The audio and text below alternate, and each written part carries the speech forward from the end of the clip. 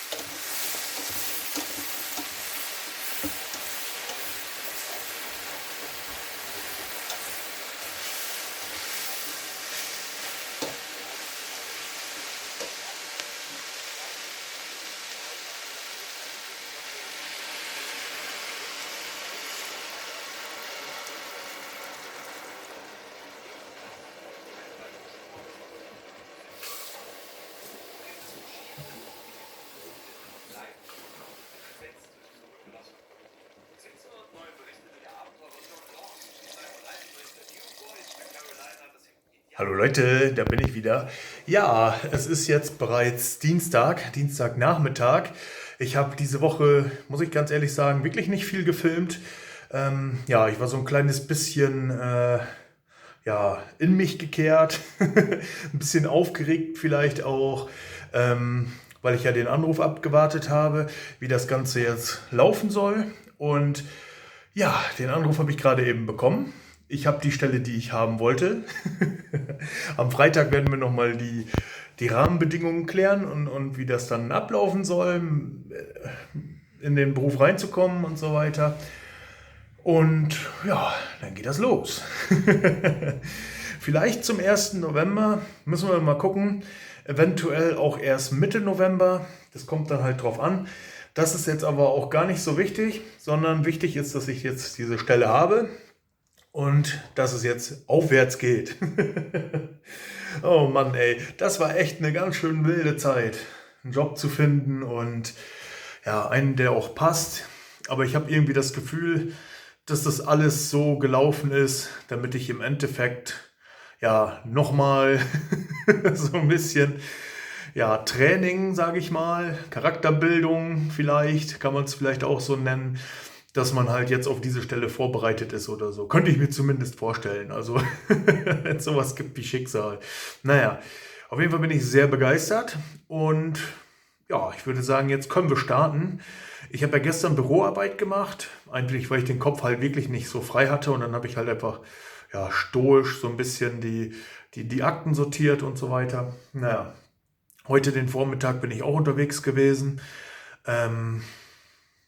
Ja, und was wir jetzt heute Nachmittag machen, müssen wir dann mal schauen. Es könnte sein, dass ich da vielleicht noch ein bisschen was für den anderen Channel vorbereite und ja, mich darauf konzentriere und dass wir halt dann richtig in die Vlogwoche dann halt morgen reinstarten. Morgen Vormittag kommen dann die Schwiegereltern. Wir werden den Verschlag abreißen, die Hecke dort zurückschneiden, vielleicht schon Heckenpflanzen ausgraben, dann dorthin pflanzen, wo die hin sollen und so weiter. Da gibt es einiges zu sehen.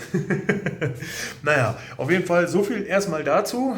Das heißt, euer Daumendrücken hat geholfen und ja,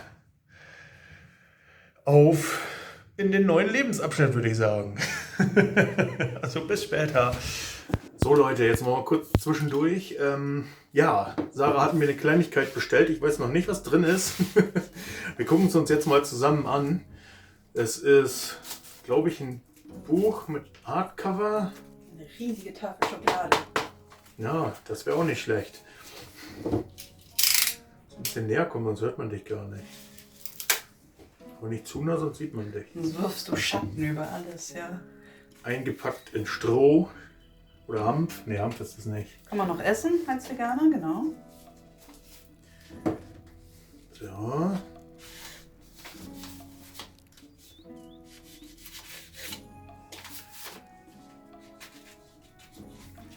Das Päckchen sollte ich übrigens schon ein paar Tage lang auspacken, aber ich bin bis jetzt noch nicht dazu gekommen. Und Sarah hat jetzt immer weiter Druck aufgebaut, dass ich das endlich mal auspacken soll. Weil du jeden Tag gesagt hast, mach das aus. Ui, das Buch, was ich mir gewünscht habe. Du musst mal aufklappen vorne. Vielleicht noch eine Seite. Ach Gott.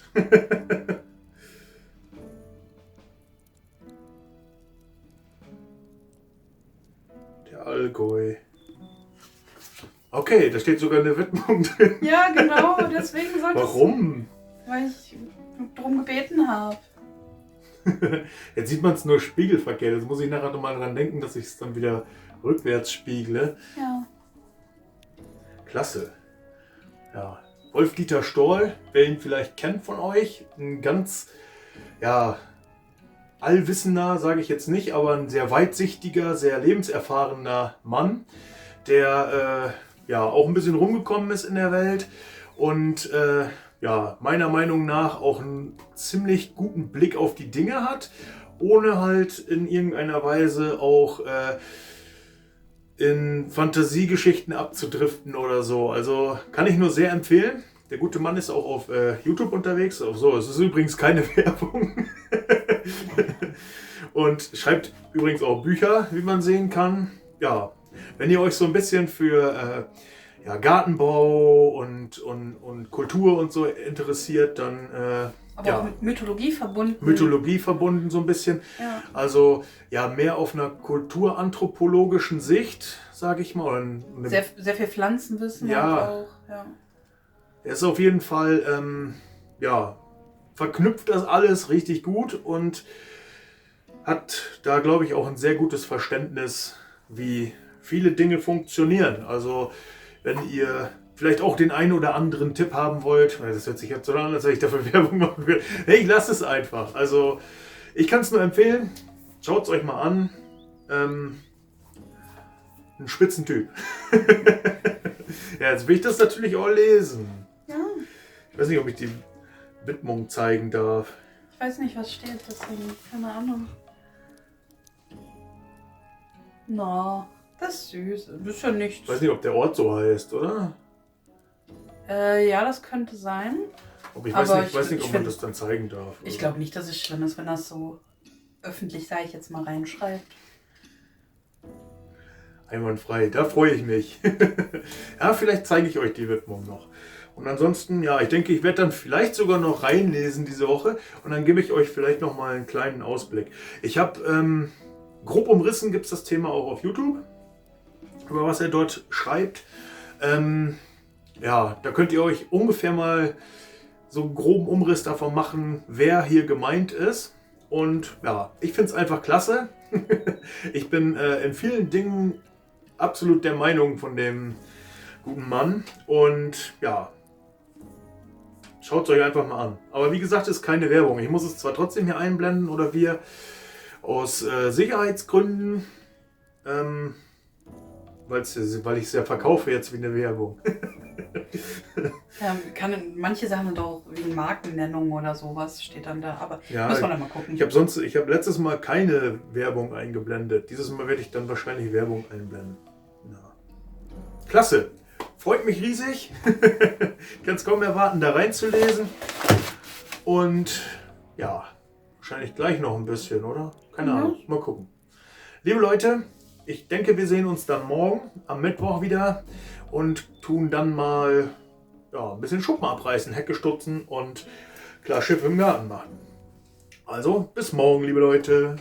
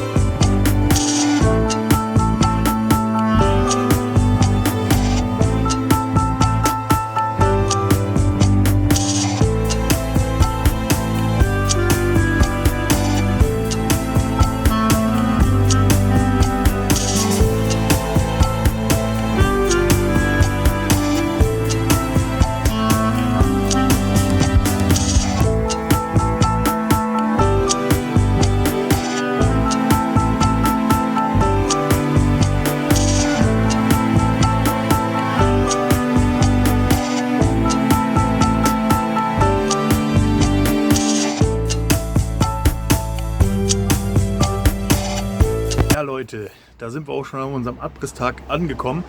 Wie ihr gerade gesehen habt, wir haben schon den Schuppen leer geräumt und jetzt fangen wir gleich an, nehmen das Dach runter und bauen dann die ganze Konstruktion ab.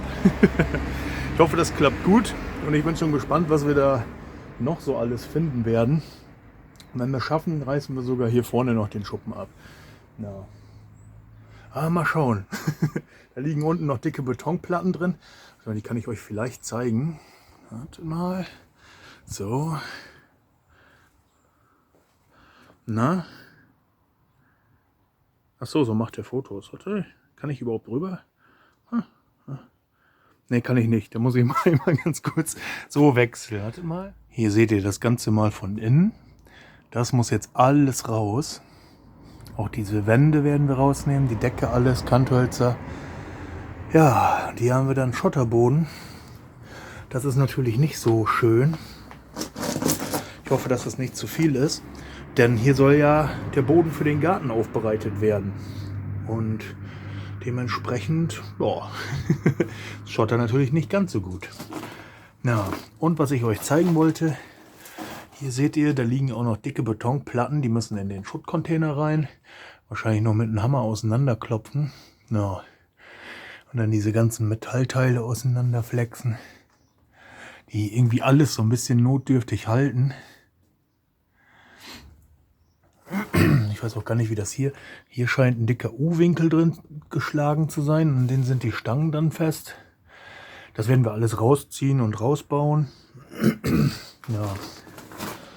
Die Kanthölzer hier seht ihr ja, die sind in so Bodeneinschlaghülsen drin. Das werden wir uns alles rausmachen und zur Seite legen. Auch die dicken Kanthölzer und sowas, das ist ja nie weg.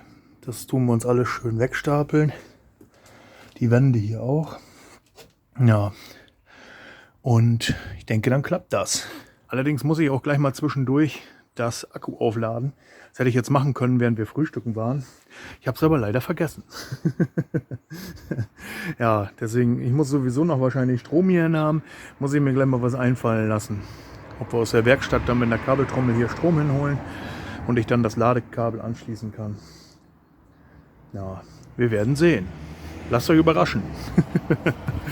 Ja, liebe Leute, und damit herzlich willkommen hier aus dem Off. Hatten wir schon lange nicht mehr, aber ich habe jetzt gerade mal die ganzen Videodateien zusammengeschnitten. Und ich fand, das ist relativ lang geworden und da wollte ich euch mit den Eindrücken mal nicht alleine lassen.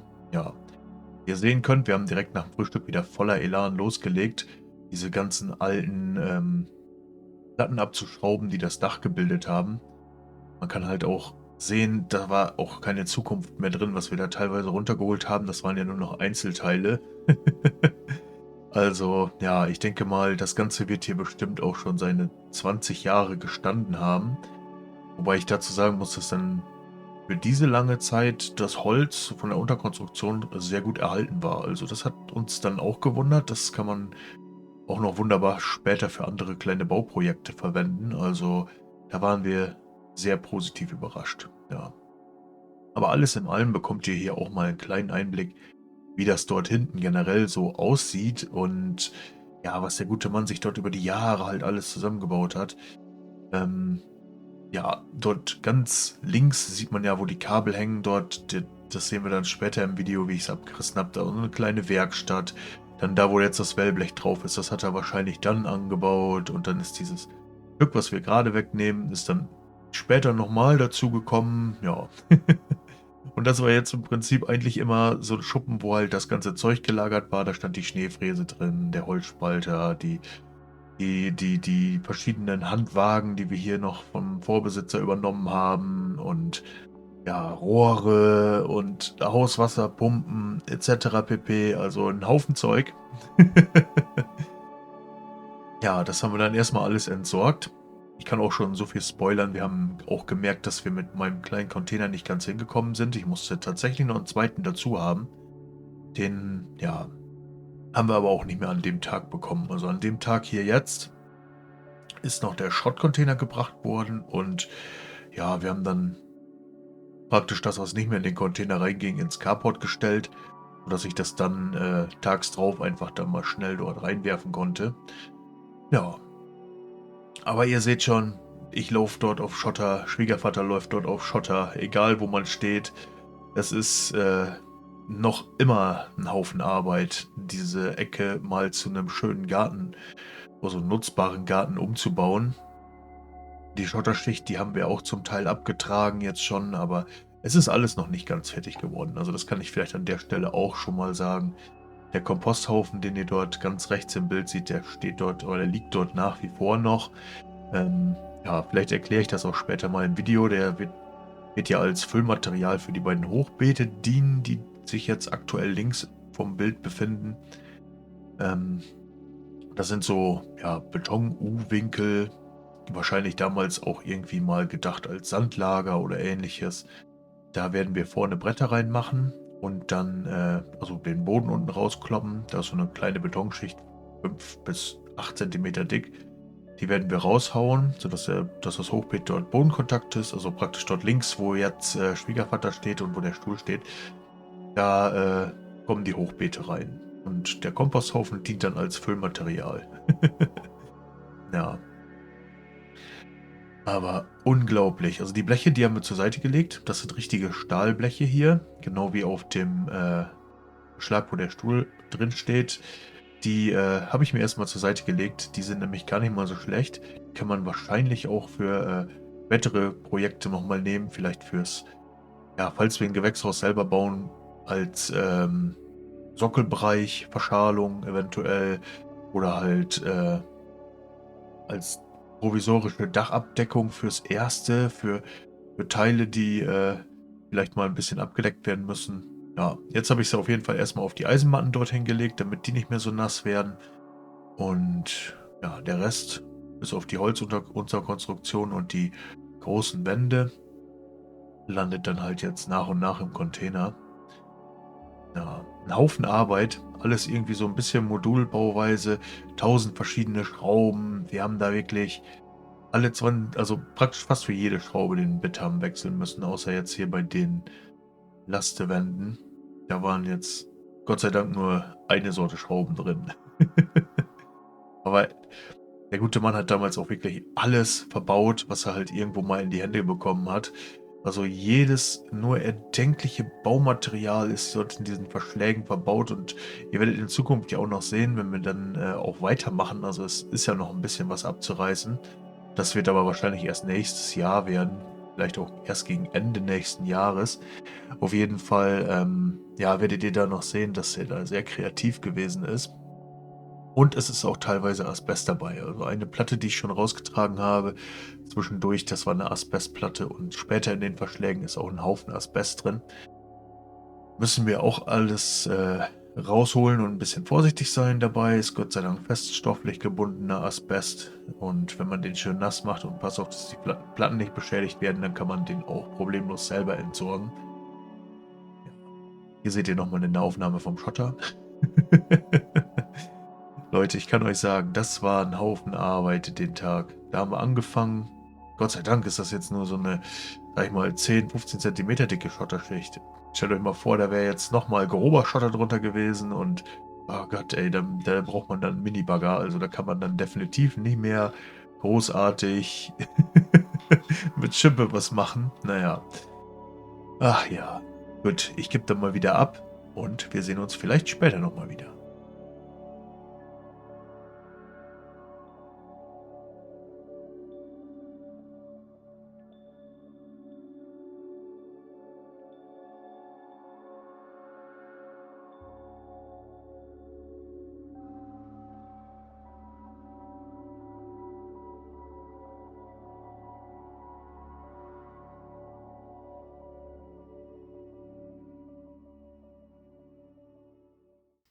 Guten Morgen. Ja, da sind wir schon wieder am Donnerstag angekommen. Wie ihr gesehen habt gestern, wir haben einen ganzen Teil geschafft. Es ist ein Großteil des Schuppens abgerissen, auch schon ein Teil des Schotters weg. Ja, aber es fehlt noch ein bisschen was. Also es ist dort auf der einen Seite gibt es noch 2 kleine Verschläge. Den einen haben wir gestern noch ausgeräumt, beziehungsweise den habe ich gestern Nachmittag noch ausgeräumt. Und ja, wenn heute jetzt der Wechselcontainer kommt, wir dachten ja, es reicht ein kleiner.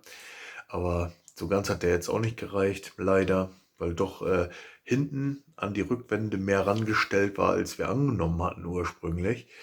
Ja, das sah einfach von vornherein immer so aus, als stehen dort nur ein paar Bretter, aber im Endeffekt war das wie so eine Zwiebelhaut und dahinter war dann noch so einen ganzen Haufen mehr, als wir eigentlich eingeplant hatten. Ja.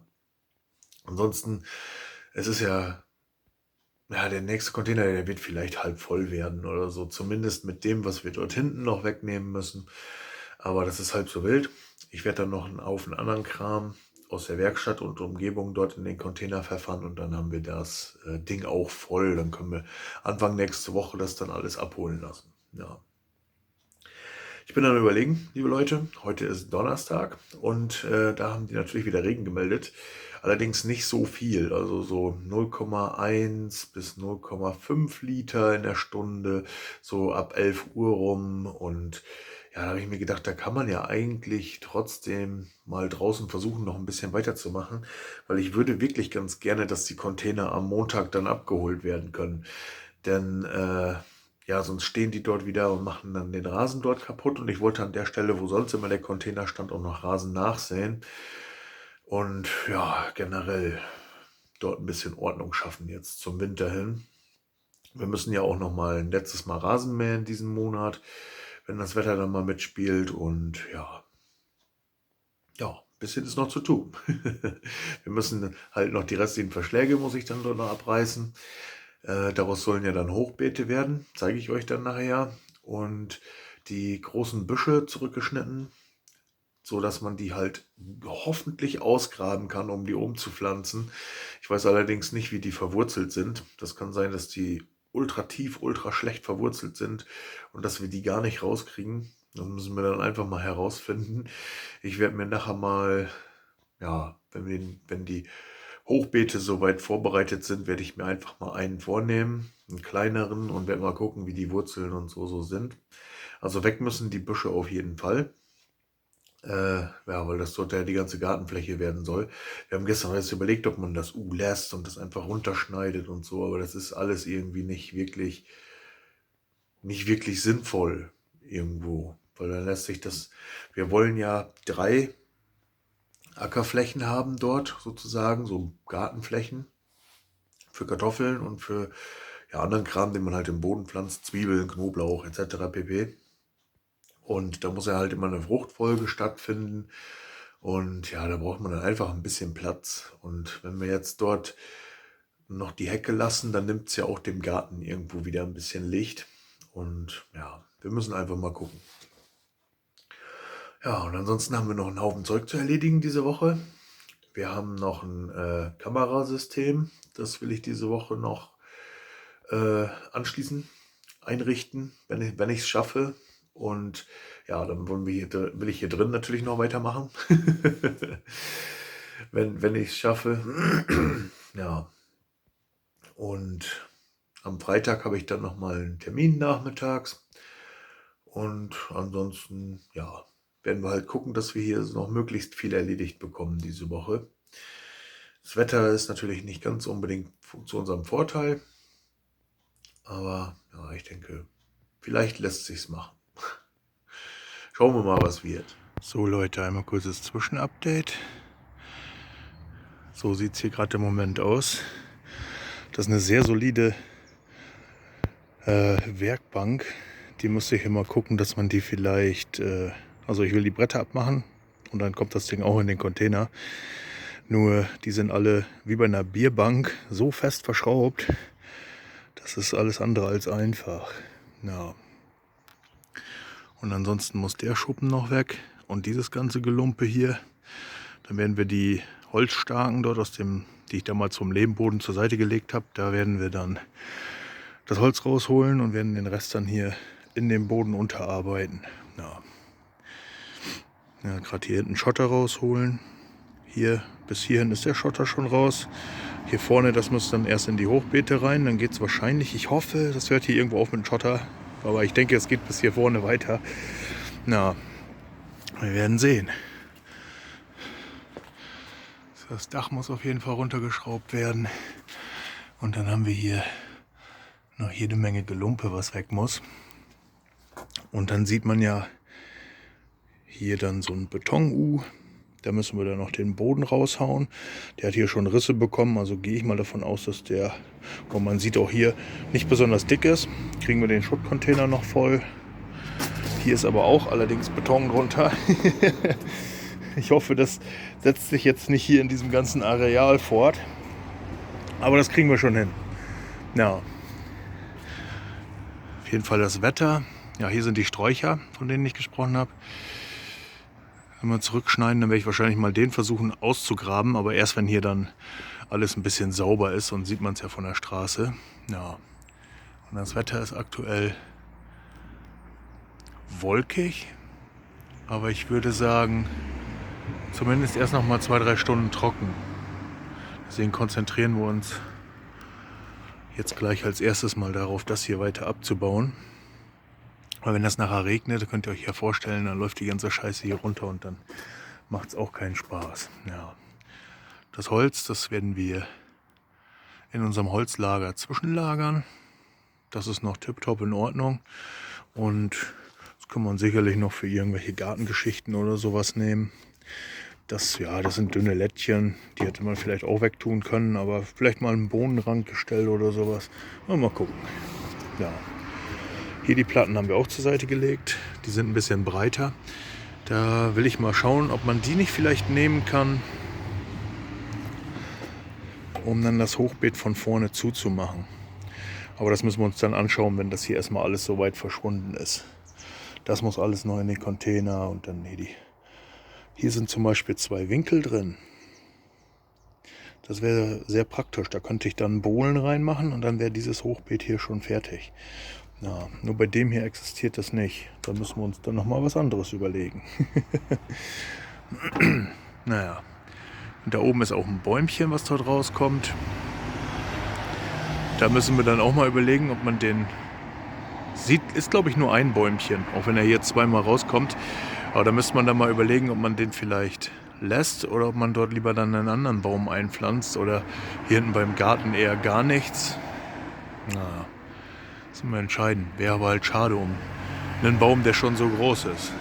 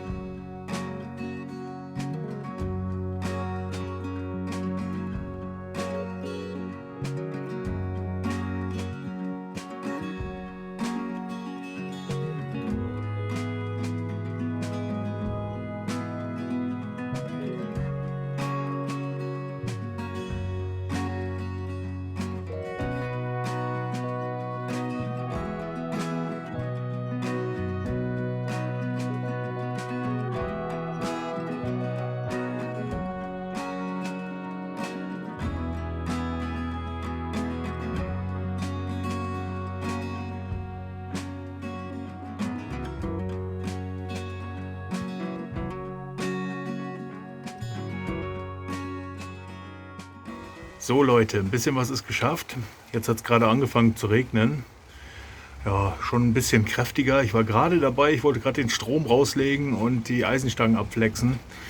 Aber ich habe dann erstmal das Werkzeug reingepackt und alles zugemacht, sodass man dann halt später, wenn es dann mal wieder ein bisschen trocken ist oder halt morgen oder wie auch immer, weitermachen kann.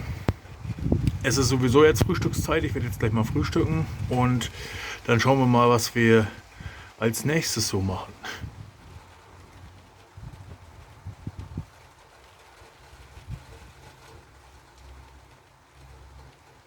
Hallo Leute, ja, da sind wir leider wieder am Freitag angekommen. Ich habe am Donnerstag gestern wirklich kaum was gefilmt, nur halt, wie ich dort den Schuppen noch so ein bisschen abgerissen habe. Ich habe im Laufe des Tages halt auch noch den Container voll gemacht und die Scheune aufgeräumt und ja, dort eine neue Werkbank aufgestellt, die ein bisschen praktischer ist jetzt für die Arbeiten, die jetzt kommen. Naja, auf jeden Fall habe ich das nicht gefilmt, weil das von den Lichtverhältnissen dort drin noch ein bisschen doof war, sag ich mal, weil es gestern so ein recht dunkler Tag war und ich musste auch viel Leiter hoch, Leiter runter und ich habe auch lange überlegt, wie ich das hinkriege. Also ich habe erstmal eine ganze Weile überhaupt gestanden und überlegt, wo fange ich an? Wir hatten den Schutt und so ja schon alles raus. Und dann war jetzt durch die Schuppenabrissaktion die Schneefräse und so und der Rasenmäher und alles schon wieder mit dazugekommen. Dementsprechend war es alles wieder vollkommen zugestellt. Und da musste ich mir erstmal lange Gedanken machen. Naja, habe ich dann einen Podcast zugehört und Bin dann ja langsam angefangen und habe mich dann durchgearbeitet. Hatte ich aber keine Lust, das zu filmen. Also erstmal wegen den Lichtverhältnissen und generell hatte ich irgendwie auch keine Lust, das zu filmen. Aber ich kann es euch gleich mal zeigen, denn ja, heute Mittag habe ich ja noch mal einen Termin. Aber bis dahin werden wir noch so ein bisschen was machen. Ich denke, ja, wir werden mal schauen, dass wir die ein oder andere Kamera vielleicht schon anbringen. Und dann gehen wir auf jeden Fall noch mal in die Scheune. Und heute Nachmittag nach dem Termin, da werde ich dann wahrscheinlich noch die Eisenteile hinten dort abschneiden, die noch übrig sind. Und die dicke Eisenplatte, je nachdem wie schwer die ist, also das ist so ein Rückteil von Anhänger oder so, die muss auch noch irgendwie runter. Muss ich aber gucken, ob ich das alleine hinkriege. Ich weiß nämlich wirklich nicht, wie schwer die ist. Also da liegt jetzt aktuell noch eine verrottete Spanplatte drauf. Und ich habe sie auch noch gar nicht irgendwie versucht anzuheben. Also ja, wenn ich sie runterfallen lasse auf die Sackkarre und sie einigermaßen handelbar ist, dann kriege ich sie vielleicht in den Container. Ansonsten muss ich halt warten, bis ja, Schwiegervater nochmal wiederkommt oder so, dass wir das dann halt zusammen machen. Oder vielleicht mit Sarah, keine Ahnung. Naja, wir gucken mal, was wird. Generell ist diese Woche ja gar nicht so viel passiert, sage ich mal, vlogtechnisch. Habe ich zumindest so den Eindruck. Also, ja, ich werde es ja dann beim Schneiden sehen, aber ich habe jetzt wirklich nicht irgendwie viele Dinge gefilmt, die so passiert sind. Ich weiß auch nicht warum. Naja, ich werde heute auf jeden Fall mal ein bisschen mehr versuchen für euch zu filmen, ein bisschen mehr zu zeigen, was so die letzten Tage passiert ist. Und ja, erstmal werde ich dann jetzt mal dieses Vlog-Handy hier aufladen und wir sehen uns dann gleich wieder. Schaut mal Leute, ich hoffe man erkennt was. Unsere Paprikas werden langsam rot. Und was ich auch gesehen habe, ich bin übrigens gerade hier Minka am Füttern, die Chilis werden auch rot, einwandfrei. Ich habe es jetzt hier in den Heizungsraum gestellt, weil es draußen einfach viel zu kalt ist mittlerweile. Und ich wollte, dass die dann unbedingt noch reif werden. Und anscheinend scheint es zu klappen. Denn hier im Heizungsraum ist die Heizung an. Hier ist übrigens die erste von unserem Kamerasystem. Gerade eingerichtet. Hat auch eine Infrarotfunktion für nachts. Also kann auch nachts Bilder machen. Haben wir aber jetzt noch nicht gesehen. Und die filmt jetzt praktisch, ja ungefähr, ich halte es mal hin. Dann seht ihr, was die filmt ungefähr aus dem Winkel. Na, so ungefähr. Allerdings ein bisschen weitwinkliger. Raus aus unserem Garten. Das hier ist alles. Ja, und sprechen kann sie auch. Sag noch mal was. Hat sie nicht gehört. Oder hört mich nicht. Na gut. Oder ist zeitversetzt. Auf jeden Fall filmt die hier das alles.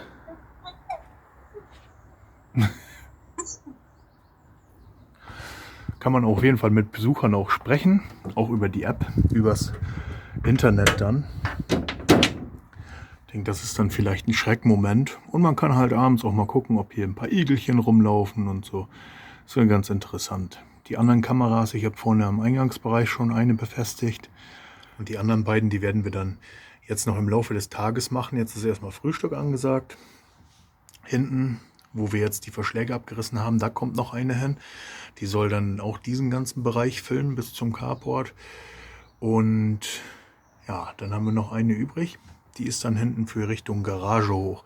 Müssen wir dann auch noch dort noch einrichten, sodass man dann auch gucken kann, was dort so im Garten kreucht und fleucht. Ja, das Ganze natürlich wie immer selbst bezahlt, keine Werbung. Ich werde es wahrscheinlich trotzdem hier einblenden. Ich werde auch jetzt keine Produktnamen nennen oder so, man kann es ja wahrscheinlich lesen. Ja, das Ganze zeichnet das auf Cloud auf.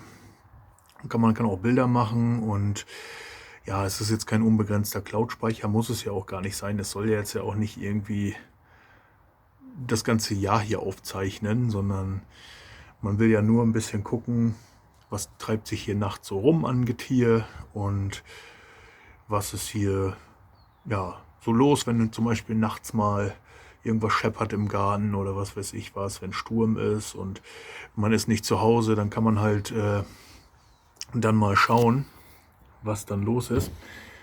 Ja, finden wir eigentlich ganz praktisch. Sind wir sogar am Überlegen, ob wir das System später mal, also das lässt sich immer wieder modular vergrößern, indem man halt diese einzelnen Kameras dazu kaufen kann, sind wir halt am Überlegen, ob wir das Ganze dann auch ja, für die Hasen zum Beispiel machen, nur für den Hasenstall, sodass man halt, wenn man dann unterwegs ist, mal gucken kann, geht es den beiden Hopplern noch gut. Ja, und ich denke mal, sonst im Haus großartig werden wir da keine Kameras aufstellen, weil da müsste ja jeder Raum eine Kamera haben, das wäre ja ein bisschen gruselig. Nein, es geht ja im Prinzip bloß darum, dass man halt mal schauen kann, was für Tiere hier unterwegs sind und dass man auch ein bisschen gucken kann, ob alles in Ordnung ist, wenn halt mal Sturm ist und ja, dass man eventuell auch sehen kann, wenn jemand versucht einzubrechen oder so. Dann meldet die Kamera das auch, wenn sich jemand bewegt. Deswegen hat Sarah das gerade wahrscheinlich auch mitbekommen. Ja, und dann kann man halt noch irgendwas sagen, so, hallo, raus aus unserem Garten, die Polizei ist verständigt oder so. Dann wird wahrscheinlich auch ein Einbrecher nicht mehr einbrechen. Vielleicht nimmt er dann die Kamera mit, keine Ahnung, aber die ist ja registriert. Also das heißt, er kann die ja nicht verwenden. Also selbst wenn er die jetzt mitnimmt, kann er die, glaube ich, gar nicht verwenden, weil die mit unserem connected ist. Also übers Internet mit dem Anbieter verbunden und nur damit kannst du halt das dem System hinzufügen. Und wenn die Kamera mit ihrer Seriennummer schon einem anderen System zugefügt ist, dann kannst du es wahrscheinlich nicht klauen und einem neuen System zufügen. Also es ist vollkommen überflüssig, sich dann so ein Ding unter den Nagel zu reißen. Aber so genau weiß ich es auch nicht. Naja, auf jeden Fall schon mal sehr interessant. Ich sehe auch gerade hier die ganzen Schwebfliegen und Bienchen und sowas hier, weil der Efeu gerade blüht. Der Efeu ist ja eine der Pflanzen, die am spätesten im Jahr anfangen zu blühen und deshalb noch so eine recht wichtige Nahrungsquelle sind für die letzten Insekten, die dann noch unterwegs sind. Ja, kann ich euch vielleicht auch mal kurz zeigen.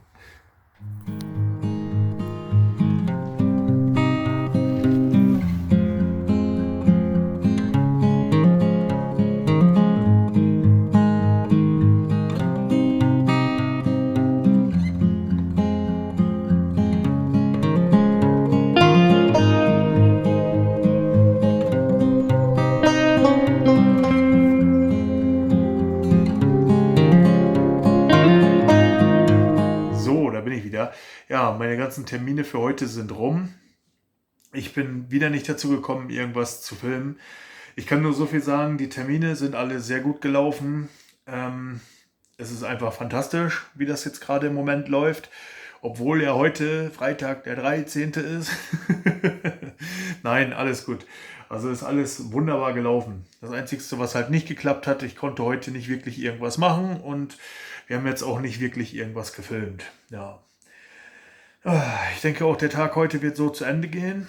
Also ich habe jetzt gleich noch ein bisschen PC-Arbeit vor mir und ich muss für den anderen Channel noch ein bisschen was schneiden und ein bisschen was vorbereiten und ein bisschen was aufnehmen. Das werde ich dann heute mal machen. Einfach damit sonst wären wir in der Phase von der Planung her, nächste Woche am 18. müsste ich dann zwingend was machen und das wäre dann richtig doof, weil nächste Woche kriege ich meinen Weisheitszahn gezogen und ich glaube, wenn ich dann gerade so vom Termin komme und je nachdem, wie der dann gelaufen ist, wird das wohl nicht ganz so schön sein, sich dann nur hinzusetzen und was fertig zu machen. Deswegen will ich ein bisschen vorarbeiten und ja, das werden wir jetzt auch machen, denke ich. Ja, morgen ein bisschen Hausarbeit steht morgen an und ja, je nachdem, wie das Wetter mitspielt, entweder draußen, hinten bei den Verschlägen weiter oder hier drin ein paar Leisten kleben. Ja, und mittags kommen dann Schwiegereltern noch. Die haben jetzt diese ganze Woche wirklich stundenlang Gardinen fürs Schlafzimmer umgenäht. Also die zeigen wir euch dann auch. Das ist auch klasse geworden, so viel wie ich bis jetzt gesehen habe. Der Rest ist ja Überraschung. Ja, werden wir dann morgen zusammen sehen. Bin ich schon sehr gespannt. Da steckt ein Haufen Arbeit drin. Ich habe schon mehrmals gesagt, die beiden sollen es nicht übertreiben. Aber ja, irgendwie, weiß ich nicht, sind die motiviert des Todes und ziehen das da in einem Zug immer durch. Also, ich weiß auch nicht. Einfach klasse. Ja, das steht auf jeden Fall morgen alles an. Und ja, dann schauen wir einfach mal morgen Abend, wie es dann aussieht, was so bei der Schnittwoche so rumgekommen ist. Und ja, nächste Woche wird dann garantiert wieder spannender werden. Nächste Woche ist nicht so viel, was hinter den Kulissen gemacht werden muss. Und ja, ich denke mal, die Zahngeschichte nehme ich euch dann mit. Ich weiß nicht, ob ich dann an dem Tag mehr vloggen werde als nötig. Man weiß ja nie, wie sowas endet.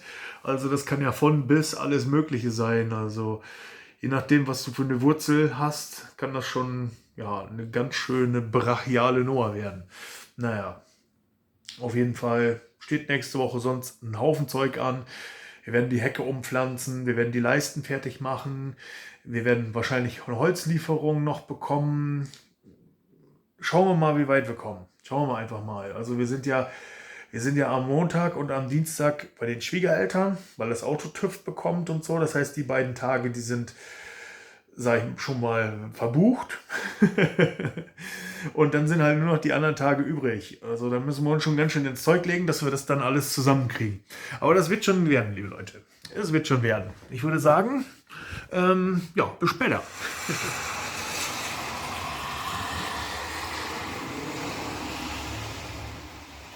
Ja, Leute, herzlich willkommen hier am sehr verregneten Samstag. Ja, ich glaube, heute kann man draußen nicht wirklich viel machen. Heute regnet es praktisch Bindfäden, wie man vielleicht auch so ein bisschen hört, wenn die Autos hier vorbeifahren. Naja, wir sind sowieso noch mit Hausarbeit beschäftigt. Das ist jetzt gleich um 10. Und ja, da wollen wir nachher mal gucken, was dann heute Nachmittag noch wird. Draußen regnet es. Ich musste gerade schon durch den Regen laufen. Voll kalt. Das sind keine überdimensionalen Hasenköttel, sondern das ist der Rest, den sie vom Salat unten, dieser Strunk, der mit Erde halt umfasst ist, was sie übrig gelassen haben. Und weil das so leer ist und das da so leer ist, gibt es jetzt, und weil man nicht von der Wiese natürlich grasen darf im Moment, weil es halt nass und kalt ist, gibt es, oh je, guckt mal, gibt es Hasenmüsli als kleine Alternative. Yum, yum, yum. Machen wir hier auch nochmal. Oh, das schmeckt. Hört mal die Knuspergeräusche.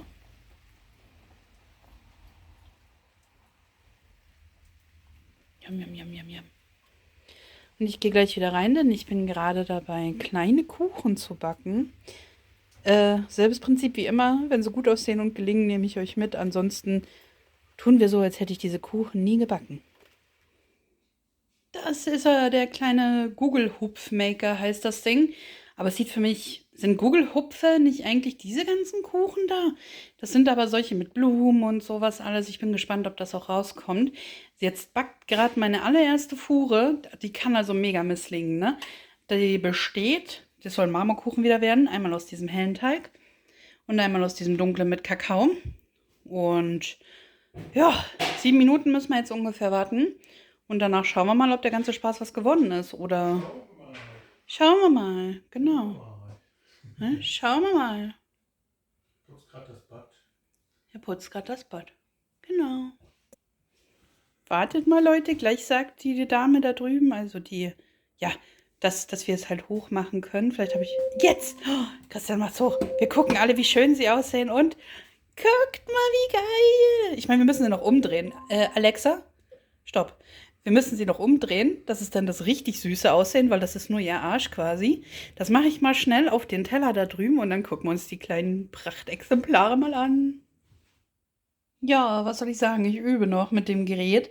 Das hier außen, was so dunkel ist, das ist die erste Fuhre. Da habe ich quasi erst den Schokoteig reingemacht und dann den hellen. Und auf der rechten Seite ist die zweite Fuhre. Die sind deutlich besser geworden. Da erkennt man auch schon so Formen wie Sternchen und wirklich der Gugelhupf und ein bisschen die Blume. Sieht ein bisschen zerkrusselt aus, dadurch, dass hier noch so Schokosachen durchgekommen sind. Aber eigentlich ist es eine schöne Form. Und ja, hier drüben ist noch ein bisschen, das sind die eher gedamagten. Ja, ich hoffe, dass die dritte Fuhre, dass ich daraus gelernt habe und das Ganze jetzt ein Stückchen besser wird. Vielleicht haben wir auch schon genascht und die schmecken echt super lecker. Ist nur die Form, da muss ich noch ein bisschen dran arbeiten, das richtig rauszuholen, beziehungsweise die richtige Teigkonsistenz zu finden, weil bei dem Gerät selber war ein Rezept beigelegt, was halt diesem hier entspricht. Der einzige Unterschied war, dass hier 3 Eier gefordert waren und ich habe halt die Eier mit Sojajoghurt ersetzt. Aber denkt ihr, dass das der Grund ist, dass das so ein bisschen schwierig ist? Ich weiß nicht, ich experimentiere rum und wir werden ja sowieso noch Glasur drüber machen, denke ich. Oder irgendwie sowas, dann sieht man nicht mehr, dass die so ein bisschen gedamaged sind. Ja, ja. Guckt mal, die letzten sind echt toll vor allen Dingen geworden und haben auch ihre Form behalten, wie man sieht. Es war eine Kombination aus, gib mehr Mehl dazu, als im Rezept steht und lass sie fast doppelt so lange backen, als es im Rezept steht, wie auch immer. Und dann hat es auch gefunzt. Hier oben hatte ich dann leider nur noch Schokoteig übrig, aber hier unten sieht man ja, dass da auch noch ein paar wohlgeformte, marmorierte sind. Also, jetzt macht man die noch hübschi. Und dann wird serviert. Yum, yum. Und aufgeräumt. Du musst dieses doppelte Klebeband, Ja.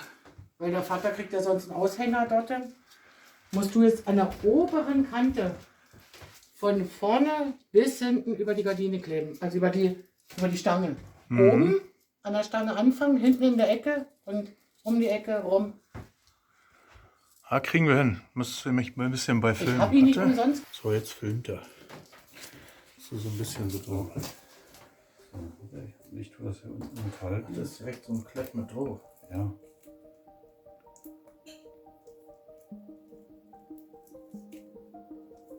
So. So, und das jetzt praktisch direkt oben. Hinten, Oben an der Kante. hinten. Ja. Muss ganz schön dolle reiben.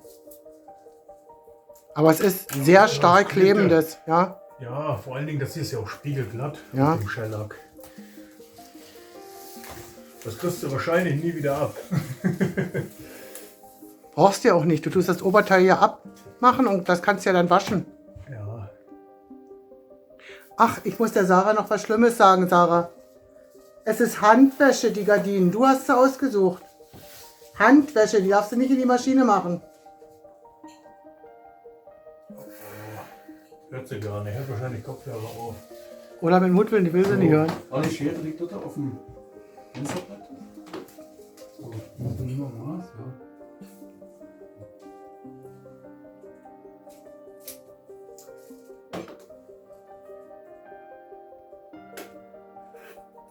Ich bin jetzt großzügig hier.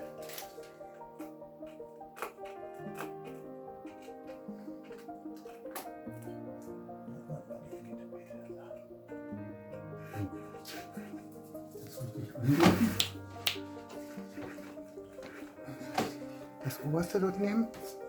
Ja. So, noch einmal. Oh, das klebt schon. Das klebt gut.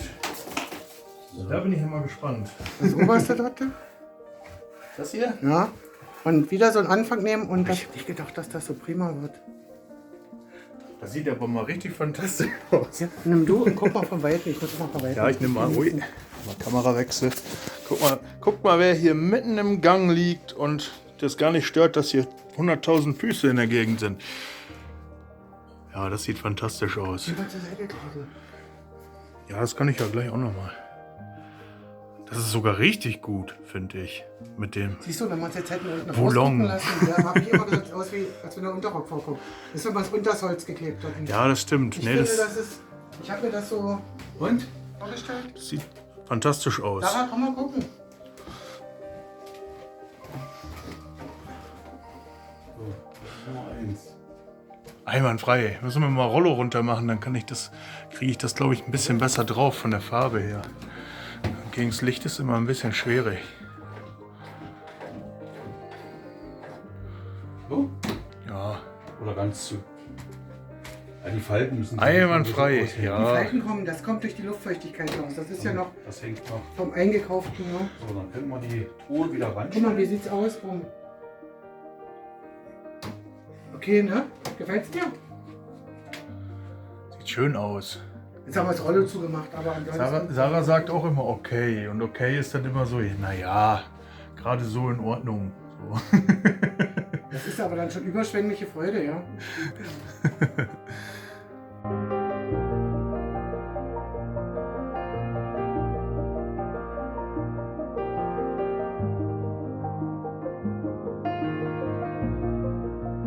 Streifen waren ja hier noch übrig. Ja, hier, das was du ist da siehst, ne? ja 1,20 mal 1,20. Das ist schon, ja, das sind schon große Lappen, die man dann braucht. Und wie ihr schon sagt, sie hat ja die Gardinen damals bestellt. Das Ja, war ohne ja, zu wissen, richtig sogar wie ein da, Fenster, so große da, Fenster ist alles. ja, da hatten wir das Haus ja gerade erst Also sie hat gekauft. mit Da Mut weiß- vielleicht so größer bestellt hier, weißt du, so ungefähr wie, kann man ja draußen, müssen sowieso geändert werden gehen. Ja, naja, ich denke, das ist die wahrscheinlich in so Grundmaße. 1 Meter Nee, die sind ja oder fertig, komplett 90, fertig ja, gewesen. Ne? aber Ja. von der Aufteilung her. Es gibt ja 1 Meter, Ja, dann ja, 1,50, genau. dann gibt es noch irgendwie 1,70, dann gibt es 1,80 und Wisst ihr dann auch gibt gar es nicht, 2 ob's Meter Gardine oder war. so. Und Wir dann, hätten ja auch Vorhänge oder sonst was, weißt du, so wie ich meine. ja, Aber wie gesagt, hier war das hier, deswegen große Vorhänge. Das wäre ja gewesen, ja, wenn die Stöcker, die du überall hast, Ja. da hätte man es ja bloß drauf fädeln brauchen dann, weißt du. ja, das stimmt, aber ich muss ganz ehrlich sagen, also man sagt ja immer, das sind so eine Oma-Kästen so ein bisschen, aber ich finde, das sieht besser aus als diese Stangen teilweise. Ja, weil die Stange jeder hat. Ja, Weißt du, die hat ja jeder.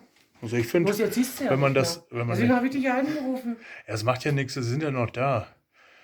Ich wollte sie nur, die waren mir nur hauptsächlich zu schade zum Wegschmeißen, weil die sind wahrscheinlich so alt wie das Haus. Und ja, jetzt sind die halt trotzdem noch da, ist doch schön. Ja, und das passt doch sehr gut hier zur Radüre dort. Ja. Mit dem, das passt gut zusammen. Dass sie dann nicht mehr also dass sie abgehen sofort.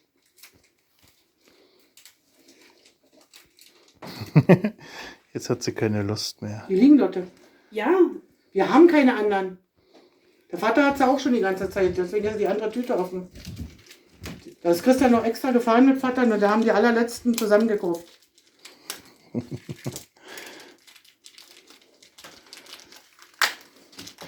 Die weiß ganz genau, dass das von dem Spielzeug kommt. Hier unten liegen sie. ich wollte euch mal zeigen, was momentan meine Handarbeitsprojekte sind. Neben einem Weihnachtsgeschenk, was ich euch fast gezeigt hätte, aber die Personen, die das Weihnachtsgeschenk bekommen sollen, die schauen vermutlich den Vlog. Und deshalb werde ich es mal lieber nicht zeigen. Deshalb, ich sage mal, ich habe nebenbei noch ein weiteres Handarbeitsprojekt. Dann mache ich noch sowas wie einen Fernbedienungsorganizer für das Schlafzimmer, damit man die in der Mitte organisieren kann, damit halt jeder rankommt und nicht immer auf den Nachtschrank. Und das hier, nicht wundern, das habe ich einfach getestet mit Stricksachen. Oh, Bewegung an der Haustür ist erfasst, sagt mir gerade mein Blink. Das nehme ich hier gerade wieder auseinander. Das ist einfach nur als Scrap-Yarn sozusagen, ja, liegt es über. Und da habe ich hier angefangen, diese Ärmelsachen zu stricken für einen schickigen Pullover. Und ist ausgemessen 1,73 lang, beide Exemplare, was die Armbreite entsprechend hat. Und weil diese Wolle so dünn ist, habe ich die doppelschichtig gemacht. Also das ist quasi ein Schlauch, den ich dann entsprechend wieder zustricken werde. Oder zuhäkeln, muss ich mal gucken. Das eine ist dann die Vorderseite, das andere die Rückseite. In der Mitte lasse ich für ein Loch ein Stücke offen. Nicht für ein Loch lasse ich offen für einen Kopf, so rum wollte ich sagen. Und werde da, ich weiß nicht, ob ich einen Rollkragen anhäkel oder ob ich einfach nur so einen Kragen mache. Und dann werde ich entsprechend nach unten stricken. Ich habe keine Ahnung, wie man das macht. Ich habe noch keinen Pullover selber fertiggestellt. Deswegen habe ich mir ein paar YouTube-Videos angeguckt und es wurde empfohlen, dass man das so macht. Und ich wollte euch einfach so Step by Step mitnehmen. Und das sind meine ersten beiden Steps. Das sind 380 Reihen, Entschuldigung, die ich gestrickt habe. Und ja, mehr kann ich aktuell noch dazu nicht sagen. Ja, wir haben heute auch schon Samstag. Ich befürchte also, weil wir heute Besuch bekommen und mal gucken, was morgen so ist. Und heute Abend ist ja auch noch Pen and Paper und so weiter. Von den Rocket Beans Moreton Manor Soirée Bizarre, falls ihr Bock habt, euch das auf YouTube als VOD oder irgendwie sowas dann noch anzuschauen. Genau. Und deswegen denke ich, ja, vielleicht werde ich es schaffen, nebenbei noch ein bisschen weiter zu stricken und zu häkeln. Aber ansonsten wird das Projekt wahrscheinlich nächste Woche in die nächste Runde gehen. Aber das ist bis jetzt mein Stand. Habe ich euch eigentlich jemals unseren Obi-Biber gezeigt? Wir haben so viel Geld bei Obi ausgegeben für Haus- und Baumaterialien, dass wir den irgendwann bei so einer Prämienaktion bekommen haben. Bin ich sehr zufrieden, finde ich sehr süß, habe mich übelst gefreut. Und auch die Tante beim Obi hat gesagt, dass er übelst beliebt ist und voll der Ansturm auf den drauf ist. Aber wir haben relativ schnell die Punkte zusammengekriegt durch die Baumaterialien und deshalb wohnt der Obi-Biber bei uns. Und nicht wundern, ich spachtel mir nicht so viel von den Dingern hier rein, dass hier gleich 4 Gläser davon stehen. Das ist Omega-3, pflanzliches. Und die sind leer, die Gläser. Die wollte ich dann halt entsprechend die Etiketten noch abweichen oder sonst was, weil ich die eigentlich mit der Blickdichte und dem holzigen Deckel ganz hübsch fand. Da kann man dann Knöpfe oder sonst was drin aufbewahren. Oder vielleicht entsprechende Nadelsachen, Garne, irgendwie sowas. Ja, ich bin so ein Messi, der solche Sachen aufhebt und vielleicht für andere Sachen verwendet. Und hier ist ein Troll. Kennt ihr noch jemand? Ich habe die geliebt in meiner Kindheit. So Leute, damit sind wir jetzt auch ganz abrupt schon am Ende des Vlogs angekommen. Ja, ich habe gestern nicht mehr weiter gefilmt, wie wir noch das zweite Fenster gemacht haben. Wir haben auch noch eine Lampe umgebaut und ja, dann noch Kaffee getrunken und dann war es das im Prinzip für den Tag schon. Ich muss sagen, das ist einfach fantastisch geworden. Die Vorhänge und ja, dieser Voulon oder wie sich das schimpft dort oben drüber und ja, einfach klasse. Also da hat sich diese ganze Arbeit die ganze Woche wirklich richtig gelohnt. Also das passt sehr gut in dieses ganze Zimmer rein. Auch ja, hat Sarah sehr gut ausgesucht hier mit der Borde, hätte ich jetzt fast gesagt, Bordüre von der Tapete, dass das dann mit den Vorhängen so zusammenpasst und alles. Also ja, im Prinzip ist das Schlafzimmer ja nach den Vorhängen designt worden und nicht umgekehrt. Also noch bevor wir die Tapeten hatten, hatte Sarah schon die Vorhänge bestellt. Naja, auf jeden Fall echt fantastisch. Also auch die Idee mit dem Boulon oben drüber und ja, muss sagen, besser hätte man es gar nicht machen können. Also einfach fabelhaft. Ja, riesengroßes Dankeschön an Schwiegermama und Schwiegerpapa, dass ihr euch da die ganze Woche so geschunden habt, das alles noch fertig zu bekommen. Einfach Wahnsinn. Also ihr habt da wirklich lange gesessen. Bis spät abends, wirklich 10 Stunden am Stück, teilweise am Tag. Also ja, das ist schon unglaublich, aber es hat sich echt gelohnt. Ja. Naja, gut, aber damit sind wir jetzt auch am Ende angekommen. Ich hoffe mal, es hat euch gefallen. Ich habe jetzt gerade so im Kopf gehabt, ich hätte vielleicht auch noch filmen können, wie ich die Scheune aufräume und so weiter. Das kann ich euch dann wahrscheinlich nächste Woche auch mal kurz zeigen. Montag, Dienstag sind wir ja bei den Schwiegereltern, weil Auto TÜV bekommt, Werkstatt ist etc. pp. Und wir wollen dann gegebenenfalls auch noch mal nach einem Wohnzimmersofa schon schauen. Kann sein, wir sind ja schon nebenbei immer online so ein bisschen am gucken und was so diese Möbelmärkte und so anzubieten haben hier in der Region. Es kann sein, dass wir vielleicht dann auch am Montag oder am Dienstag, je nachdem wann wir dann fahren, vielleicht schon das Sofa kaufen. Dann nehmen wir euch dann auf jeden Fall auch mit. Ja, und dann ist am Mittwoch wahrscheinlich nochmal ein kleiner Arbeitseinsatz mit Schwiegervater. Müssen wir mal schauen, was wir da machen. Vielleicht die Hängeschränke von der Küche oder halt Wohnzimmer, Leisten dran etc. pp. Nur keine Ahnung, müssen wir dann mal schauen. Ja, Donnerstag ist dann Zahnziehen, da weiß ich jetzt auch noch nicht, Weisheitszahn ziehen. Manche Geschichten sind ja relativ easy, schnell vorbei und manche Sachen halt je nach Wurzel und so dauern halt ein bisschen länger. Müssen wir dann am Donnerstag und am Freitag dann mal schauen, wie ich dann so drauf bin, ob ich dann Bock habe zu vloggen. Ja, und am Samstag wird dann sicherlich auch noch mal was passieren und ja, bleibt gespannt. Wenn es euch bis hierhin gefallen hat, dann lasst einen Daumen da. Lasst ein Abo da, falls ihr es bis jetzt noch nicht gemacht habt und trotzdem regelmäßig dabei seid. Das würde uns auf jeden Fall riesig freuen. Und ja, was uns noch mehr freuen würde, ist, wenn ihr mal einfach in die Kommentare schreibt, was ihr so von diesen Übervorhängen von der Schlafstube, vom Schlafzimmer so haltet. Und ja, wie ihr das generell findet vom Raumkonzept her. Ob es gut zusammenpasst oder ob es eher nicht so euer Geschmack ist. Ja, und vor allen Dingen ganz wichtig, wenn ihr ein paar Tipps habt, also ein bisschen was wissen wir ja auch, aber wenn ihr ein paar Tipps habt, wie man das am einfachsten lösen kann dort hinten mit dem Garten, also dass wir den Boden gut vorbereiten und was man da beachten muss, was ihr da vielleicht für Tricks oder Tipps habt oder so, schreibt es gerne mal in die Kommentare. Wenn ihr wisst, was das für Sträucher sind von der Hecke, dann schreibt es auch mal in die Kommentare und am besten vielleicht auch, ob die sich zurückschneiden lassen, ob die krasse Wurzeln haben und ob sich das gar nicht lohnt, die umzupflanzen, weil wenn wir die jetzt umpflanzen und ich schneide die ab, wir pflanzen die um und die wachsen dann nicht nach, dann ist die ganze Arbeit für umsonst gewesen. Ja, dann steht ja noch das Bäumchen in der Hecke. Könnt ihr auch mal in die Kommentare schreiben, würdet ihr es drin lassen oder würdet ihr es rausnehmen? Ich habe eigentlich nichts gegen den Baum dort an der Stelle. Das ist eigentlich eine ganz coole Idee. Allerdings, ja, so vom Platz her und so wäre vielleicht ja auch ein Obstbaum gar nicht mal so schlecht. Also könnt ihr mal in die Kommentare schreiben, was ihr da so machen würdet, wenn das jetzt euer Gartenbereich dort wäre. Ja, und ansonsten wünsche ich euch oder wünschen wir euch wie immer einen tollen Start in die neue Woche. Bleibt gesund und wenn ihr Lust habt, seid ihr natürlich herzlich dazu eingeladen, nächste Woche wieder mit dabei zu sein und zu schauen, was wir dann die Woche über so gemacht haben.